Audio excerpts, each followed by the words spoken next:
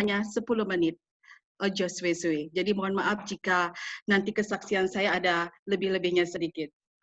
Bapak Ibu, di sini saya ingin menyaksikan bagaimana kebaikan Tuhan dan kuasa Tuhan itu nyata di dalam pelayanan kami. Kami menikah di tahun 2006, tepatnya di bulan Mei. 2 bulan setelah itu kami ditempatkan di cabang Sekolah Sahabat Gunung Sindur Bogor yang berinduk di Jemaat Bumi Serpong Damai. Dan disitulah awal pelayanan kami. Kami ditempatkan di sana dengan satu anggota, seorang ibu, orang Filipina, yang pada saat itu mempunyai seorang putri berusia 4 tahun dan suaminya bekerja di luar negeri. Beliau cukup membantu pelayanan kami dan di rumah kamilah diadakan ibadah Sabat 1 bulan sekali dan selebihnya kami bergabung ke jemaat induk. Bapak Ibu, seiring waktu berjalan, banyak anak-anak muda perantauan datang ke daerah Gunung Sindur untuk mencari pekerjaan karena di sana banyak pabrik-pabrik tekstil. Dan puji Tuhan mereka mendapatkan pekerjaan lalu mereka mengontrak di sekitar kami. Dan melalui mereka jugalah kami bertambahnya anggota dan juga kami bertambahnya simpatisan. Sehingga kami menampung 4 orang untuk tinggal di rumah. 2 anggota Advent, 1 anggota hari Minggu, dan yang satu lagi simpatisan dari mayoritas. Kebersamaan dalam Yesus pada waktu itu sangat-sangat kami rasakan. Dan mereka sangat senang sekali tinggal di rumah kami, bahkan anak-anak muda yang mengontrak lainnya di sekitar kami, mereka sering menginap di rumah kami. Dan Bapak Ibu, kebersamaan dalam Yesus itu benar kami rasakan, sukacita kami rasakan, tapi sayangnya setan tidak suka dengan persekutuan itu. Pelayanan kami bersinggungan dengan kuasa kegelapan. Satu simpatisan dari mayoritas itu, dia bukan hanya kerasukan biasa, tetapi dia juga dikirim guna-guna oleh mantan suaminya dan dia juga tidak disukai oleh teman satu kerjanya. Pada waktu itu yang dia rasakan perutnya terasa panas dan sangat sakit sekali, terasa ingin pecah dan dia menangis dan dia teriak. Anak saya pada waktu itu sering sakit-sakitan, badannya panas. Kalau menangis, matanya ke atas, seperti ada yang dia lihat. Pada waktu orang-orang yang di dalam rumah itu berdoa. Bahkan malam Sabat pun, setan tidak segan-segan untuk mengganggu umatnya. Kami dibangunkan dengan tangisan, dengan teriakan anak itu, sementara suami saya sedang mendoakan simpatisan itu dengan anak-anak muda lainnya yang ada di dalam kamar. Anak saya terbangun menangis, dan di matanya melihat ke atas, saya menggendong anak itu. Lalu anak muda yang biasa menggendong anak saya, dia datang menyentuh anak saya, tapi saya katakan, tidak, kamu tidak usah, kamu kembali ke kamar, karena pada waktu itu saya melihat di bawah lingkar matanya itu sudah berwarna hitam. Saya nggak tahu kenapa bisa terjadi. Dan Bapak Ibu, ada satu pengalaman yang mungkin aneh bagi pandangan Bapak Ibu. Pada waktu kami membakar baju-baju dari pemberian mantan suaminya, membakar baju-baju dan membakar celana jeans dari mantan suaminya yang kami yakini sebagai medium kuasa gelap. Pada saat itu kami membakar, kami mencium bau-bau yang aneh, kami mencium bau-bau kemenyan dan juga bau-bau yang tidak biasa kami mencium itu. Sementara kami sedang membakar benda-benda itu, simpatisan yang sedang bekerja di pabrik itu, dia menelpon kami dan dia mengatakan kalau supervisornya menegur dia, dikatakan badan kamu bau asap, seperti habis main bakar-bakaran.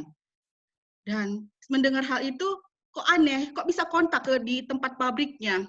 Lalu simpatisan itu dia ceritakan, pada saat kami membakar, kakinya terasa panas, lalu dia menggulung celana jeansnya dan dia melihat kakinya itu memerah. Dan pada waktu pulang kerja sore hari, dia memperlihatkannya kepada kami dan kami menyaksikan dan itu benar. Dan sungguh luar biasa kuasa jahat itu ada pada dirinya. Singkat cerita, dia tetap belajar di rumah kami, bersama kami, dan akhirnya dia dibaptiskan. Pada waktu dia dibaptiskan, dia merasa berat sekali untuk melangkah ke kolam baptisan itu. Kakinya terasa berat seperti ada yang menarik-menariknya. Tapi dengan kuasa Tuhan, dia bisa masuk ke dalam kolam baptisan, dan setelah itu dia keluar, dia menyaksikan, dia berkata kepada saya bahwa dia melihat ada seorang yang memakai baju putih dan bernyala-nyala. Lalu saya katakan kepadanya, mungkin itu malaikat yang sedang menyaksikan baptisanmu. Bapak Ibu, hari-hari berikutnya dia kembali ke rumah orang tuanya, dan juga dia berkunjung ke rumah mantan suaminya, dan dia saksikan kepada kami mantan suaminya pada saat itu sedang sakit keras, dan orang yang tidak suka kepada dia, teman satu kerjanya, juga sedang sakit dan tidak masuk kerja. Kehidupan pelayanan kami, kehidupan di rumah kami kembali seperti sedia kala, tapi sayangnya cabang itu harus ditutup. Cabang itu tidak berkembang, yang membuat hati saya sangat sedih.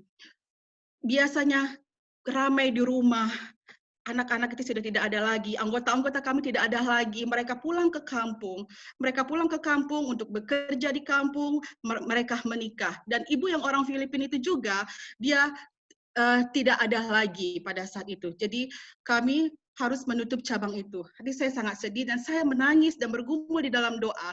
Ketika suami saya keluar rumah mengajar KPA di daerah yang jauh, daerah Serpong, pulang malam, saya berdoa dan menangis. Tuhan, kemana lagi kami harus merintis? Tunjukkan jalan-Mu, Bapa. Kami tidak mau mempermalukan nama Tuhan. Saya selalu menangis.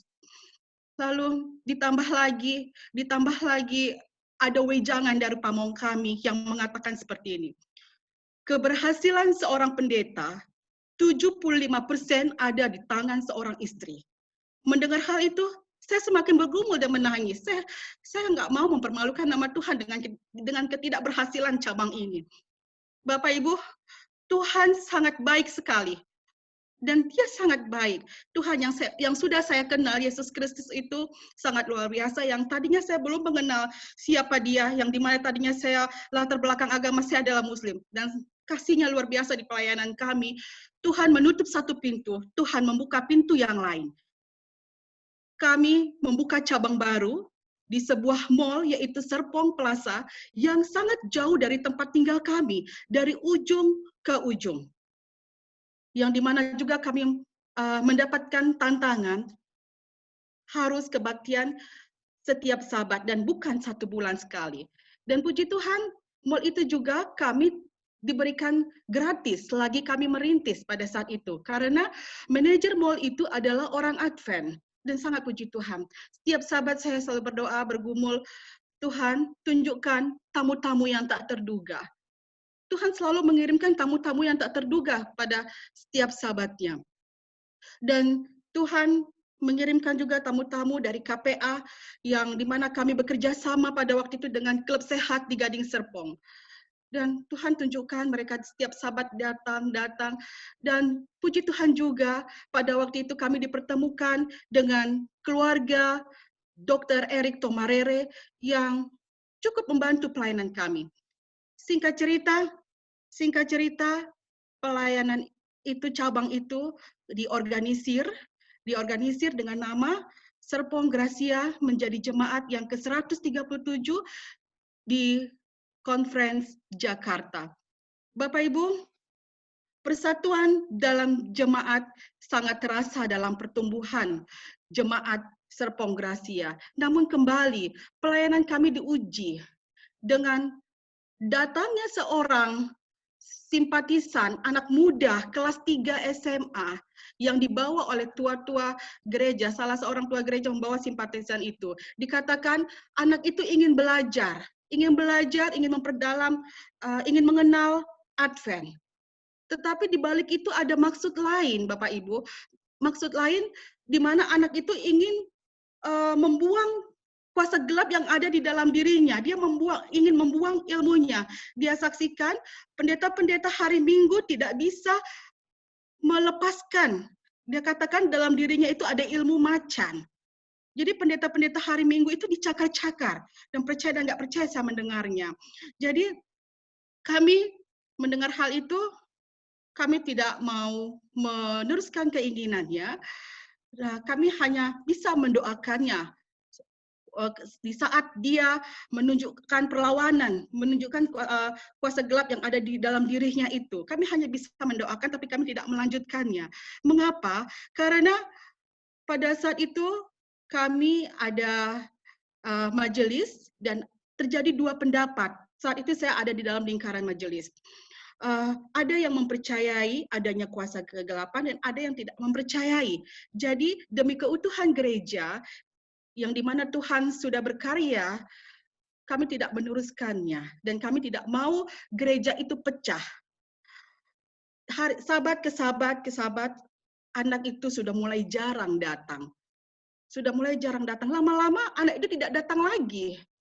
Dan setelah saya renung-renungkan, oh, maksud kedatangannya itu setan ingin mengacaukan persatuan gereja ini yang sudah Tuhan berkaya dalam jemaat ini. Jadi, Bapak Ibu, setan itu selalu ingin mengganggu pekerjaan Tuhan, tetapi Tuhan selalu memimpin pekerjaannya dan Tuhan melindungi semua pengerja-pengerjanya. Satu ayat yang saya ingin bagikan pada pagi ini terdapat di Mazmur 48 ayat 2. Mazmur 48 ayat 46.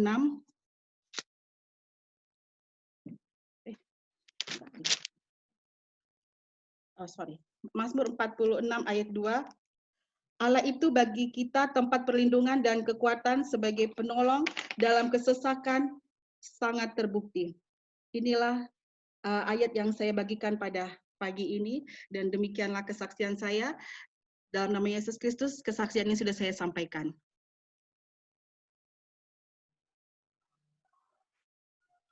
Amin.